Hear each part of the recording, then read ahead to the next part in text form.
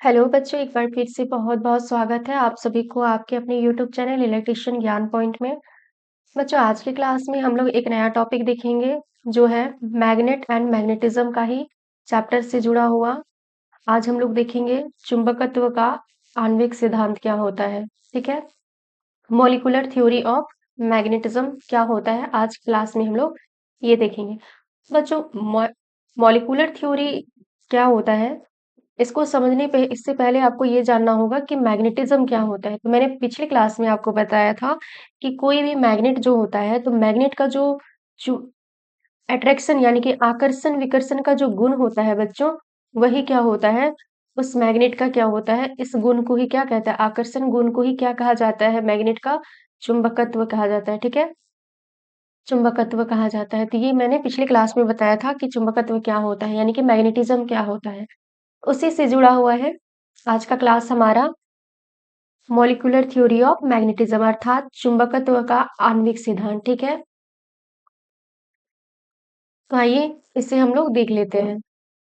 तो सबसे पहले क्या होता है कि चुंबकत्व का आणविक सिद्धांत यह बताता है कि प्रत्येक पदार्थ के अणु अर्थात मॉलिक्यूलर्स, या आप कह सकते हैं मॉलिक्यूल्स या परमाणु यानी कि एटम, अपने आसपास एक छोटे चुंबक के समान होते हैं, जिनके दो ध्रुव उत्तर और दक्षिण दिशा होता है, ठीक है?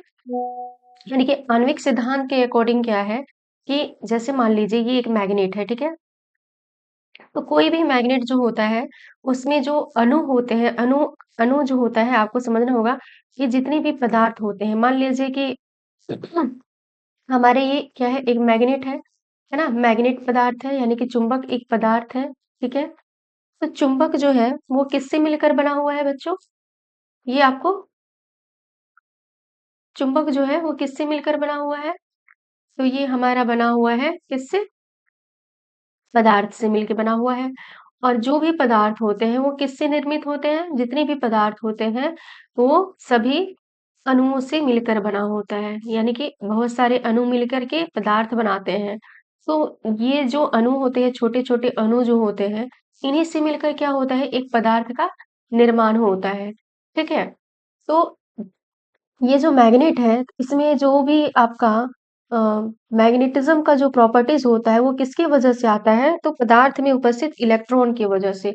आपको मैंने बताया हुआ था कि जब भी पहली बात तो आपको समझना होगा कि जो भी इसमें मैग्नेटिज्म होता है, यानी कि मैग्नेट में जो मैग्नेटिज्म का गुण होता है, वो किसकी वजह से होता है? तो वो उसके अंदर इलेक्ट्रॉन होते हैं। इलेक्ट्रॉन की ही वजह से क्या होता है? मैग्नेटिज्म का गुण होता है, यानी कि आकर्षण विकर्षण का गुण होता है। तो बच्चों, मैग्नेट के अंदर यानी कि चुंबक के अंदर बहुत सारे अणु होते हैं और वो सभी अणु क्या होते हैं, एक अव्यवस्थित तरीके से एक साथ, मतलब एक दूसरे के साथ जुड़े रहते हैं, यानी कि अव्यवस्थित ढंग से रहते हैं, अनस्टेबल तरीके से होते हैं, ठीक है? तो इस कंडीशंस में क्या होता है, इस कंडीशन में इनमें जो पोलैरिटी जो होता है, यानी कि नॉर्थ पोल, जो भी आप ये रेड रेड देख सकते हैं, ये नॉर्थ पोल है और जो भी आपको ब्लू कलर है वो साउथ पोल है। तो बच्चों, इस आकृति में देखिए, ये जितने भी इनके अंदर जो छोटे-छोटे मॉलिक्यूल्स हैं, यानी कि अणु जो है, वो सभी कैसे अव्यवस्थित ढंग से जुड़ा हुआ है, यानी कि इसके अंदर जो भी ध्रुव है, वो अव्यवस्थित तरीके से है। पोलैरिटी तो मतलब स्टार्टिंग में क्या होता है, इनके सारे अणु अव्यवस्थित तरीके से होता है, अनस्टेबल होता है। इसके वजह से क्या होता है, ये क्या होता है, डीमैग्नेटाइज होता है, यानी कि इसमें कोई भी मैग्नेटिज्म नहीं होता है, यानी कि ये अचुंबक होता है, ठीक है? इसमें चुंबकत्व का गुण होता है, यानी कि इसमें कोई भी अट्रैक्शन या रिपल्शन का गुण नहीं होगा, क्योंकि इसमें कोई भी अभी पोल ही नहीं बना है, ठीक है?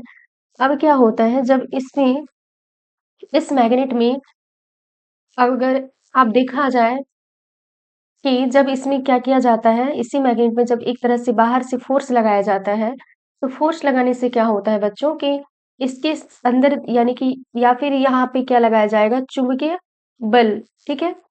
एक तरह का मैग्नेटिक फील्ड, यानी कि लाइन ऑफ फ़ोर्स, यानी कि या फिर आप एक तरीके से कह सकते हैं, यहाँ पे बल लगाया जाएगा।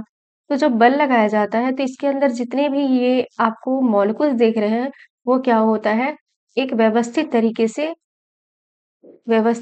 से क्या हो जाता है, अरेंजमेंट में आ जाता है, यानी कि एक सीधे अरेंज में आ जाता है। सभी जो है एक सिस्टमैटिक तरीके से एक दूसरे के साथ एक के बाद दूसरा एक अरेंजमेंट फॉर्मेट में आ जाता है, ठीक है? तो इस व्यवस्थित तरीके से क्या होता है कि इसके अंदर जो नॉर्थ पोल और साउथ पोल होता है, यानी कि कोई भी मैग्नेट होता है, तो मैग्नेट में क्या होता है? 2 ध्रुव होता है, उत्तरी ध्रुव और दक्षिणी ध्रुव, नॉर्थ पोल, साउथ पोल।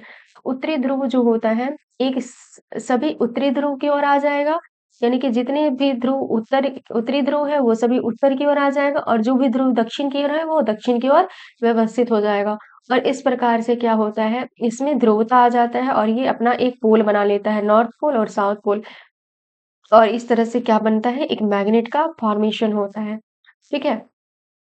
तो स्टार्टिंग में क्या होता है, कोई भी मैग्नेट उसमें मैग्नेटिज्म का गुण तभी आता है जब वो एक प्रॉपर वे में उनके अंदर का जो अणु होता है, एक सिस्टमैटिक अरेंजमेंट में होता है, ठीक है? तो आइए इसको और आगे हम लोग देख लेते हैं, कुछ-कुछ महत्वपूर्ण पॉइंट है। हर पदार्थ के अणु छोटे चुंबक जैसे होते हैं। तो जितने भी इसके अंदर जो आपको दिख रहा है, मान लीजिए ये मैग्नेट है, इस मैग्नेट के अंदर जितने भी अणु होंगे, मान लीजिए छोटे-छोटे अणु होंगे, ये छोटे अणु सभी एक चुंबक है। यानी कि अगर इस एक छोटा अणु को भी आप लोगे तो इसमें भी नॉर्थ पोल और साउथ पोल होगा और ये बहुत सारे ये सभी अणु जो है मिल करके क्या बना देते हैं, एक मैग्नेट को फॉर्म करते हैं, ठीक है? यानी कि मैग्नेट को बनाते हैं। प्रत्येक अणु में सूक्ष्म चुंबकीय क्षेत्र बनता है। तो जिस प्रकार से कोई भी मैग्नेट है अगर तो उस मैग्नेट के चारों तरफ क्या बनता है, ये नॉर्थ पोल और ये साउथ पोल, तो इसके चारों तरफ मैग्नेटिक फील्ड लाइन डेवलप होते हैं बच्चों। उसी प्रकार से उसके जितने भी छोटे-छोटे अणु होंगे, उसमें भी क्या होगा, एक छोटा-छोटा मैग्नेटिक फील्ड लाइन डेवलप होता है, ठीक है? इस तरह से इसके अंदर मैग्नेटिक फील्ड लाइन बनता है। अगला हम लोग देखते हैं अचुंबकीय पदार्थ में ये सूक्ष्म चुंबक अनियमित दिशाओं में रहते हैं, जिससे उनका कुल प्रभाव शून्य रहता है। यानी कि जब पदार्थ यानी कि जो मैग्नेट है, वो अचुंबकित अवस्था में रहता है, यानी कि जब वो चुंबकित नहीं होता है, तो उस कंडीशंस में क्या होता है, ये जितने भी आपको अणु दिख रहे होंगे, इनके अंदर जो मॉलिक्यूल्स नजर आ रहे हैं, ये सभी कैसे होते हैं? अव्यवस्थित तरीके से इधर-उधर अ, किसी भी डायरेक्शन में होते हैं, एक दिशा में वो व्यवस्थित नहीं होते हैं। इस वजह से क्या होता है, इसके अंदर जो भी मैग्नेटिज़्म होता है, वो शून्य होता है, ठीक है? आगे हम लोग देख लेते हैं, चुंबकित पदार्थ में जब बाहरी चुंबकीय क्षेत्र लगाया जाता है, तो ये अणु एक दिशा में व्यवस्थित हो जाते हैं। परिणाम स्वरूप पदार्थ चुंबक बन जाता है। तो अभी मैंने वही बताया बच्चों कि जब इसमें अलग से चुंबकीय क्षेत्र यानी कि मैग्नेटिक फील्ड या फिर एक फ़ोर्स लगाया जाता है, तो क्या होता है, ये जितने भी आपको ये अरेंजमेंट शेप में दिख रहा है, यानी कि इधर-उधर अव्यवस्थित तरीके से नज़र आ रहा है, ये सभी क्या हो जाता है, एक सिस्टमैटिक अरेंजमेंट में आ जाता है और इस तरह से क्या ये एक मैग्नेट को बनाता है, ठीक है? अस्थायी चुंबक। अगला है जब सभी अणु एक दिशा में अस्थायी रूप से व्यवस्थित रहते हैं, तो पदार्थ अस्थायी चुंबक बन जाता है, ठीक है? यानी कि जब किसी भी मैग्नेट के अंदर सभी एक सिस्टमैटिक अरेंजमेंट में आ जाता है, तो क्या होता है, वो एक क्या बना लेता है बच्चों, वो परमानेंट मैग्नेट बना लेता है। तो इस तरह से क्या होता है, मॉलिक्यूलर थ्योरी होता है, ठीक है? यानी कि मॉलिक्यूलर थ्योरी ऑफ मैग्नेटिज्म होता है। अगला देख लीजिए, जैसे उदाहरण के तौर पे आप समझ सकते हैं, जैसे लोहा जैसे पदार्थ में जब चुंबक पास नहीं लाया जाता है, उसके अणु अनियमित होते हैं, वह अचुंबकित रहता है। जैसे कोई अब अगर आयरन है, ठीक है?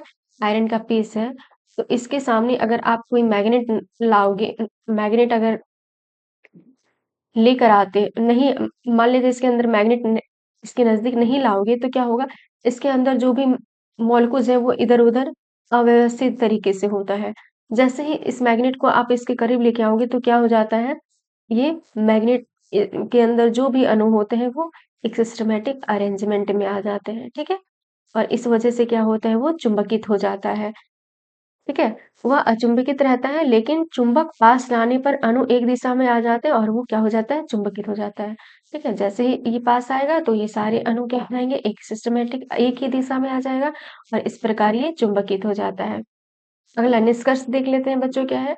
चुंबकत्व का आणविक सिद्धांत यह बताता है कि किसी पदार्थ के अणुओं या परमाणुओं में चुंबकीय गुण स्वाभाविक रूप से होते हैं और इनके दिशा संरेखन से ही पदार्थ चुंबकित या अचुंबकित होता है। मतलब क्या हो गया कि चुंबक का आणविक सिद्धांत क्या बताता है कि किसी भी पदार्थ के अणु या परमाणु में चुंबकीय गुण कैसा होता है बच्चों? स्वाभाविक होता है। यानी कि जो मैग्नेट कोई भी अगर चुंबकत्व का सिद्धांत है कि कोई भी पदार्थ है तो उसके अंदर में जो मैग्नेटिज्म का गुण होता है, यानी कि चुंबक का गुण जो होता है, ठीक है, चुंबक का गुण क्या होता है? वो स्वाभाविक रूप से होता है, स्वाभाविक रूप से होता है। किसी भी पदार्थ में चुंबक का गुण क्या होता है? स्वाभाविक रूप से रहता है।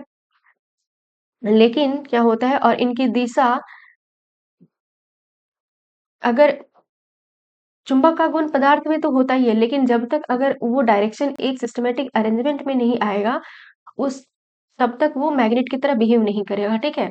जैसे आप सिंपल सा आयरन का ही पीस ले लेते हो, तो उसके अंदर का जो अणु है, वो जब तक एक सिस्टमैटिक यानी कि एक अरेंजमेंट में नहीं आ जाता है, व्यवस्थित तरीके से उसके अंदर के जो भी मॉलिक्यूल्स है, इलेक्ट्रॉन है, वो क्या होता है, एक अरेंजमेंट में नहीं आता है, तब तक ये मैग्नेट की तरह बिहेव नहीं करेगा। और जब आ जाता है, तो ये मैग्नेट की तरह बिहेव करने लगता है।